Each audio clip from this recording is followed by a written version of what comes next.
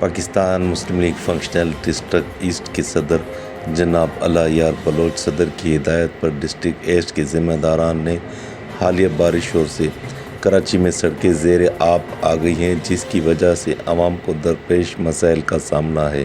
اس موقع پر صدر محترم اعلیٰ یار صاحب کی ہدایت پر ڈسٹرکٹ ایسٹ کے ذمہ داران نے مختلف پی ایز کے دورے کیے۔ اس موقع پر ایسٹ کے نائب صدر رئیس اصغر اور ڈسٹرکٹ ممبر عابد راجپوت، راشد سومرو پی ایز، نائب صدر مولا بخش مہر موجود تھے۔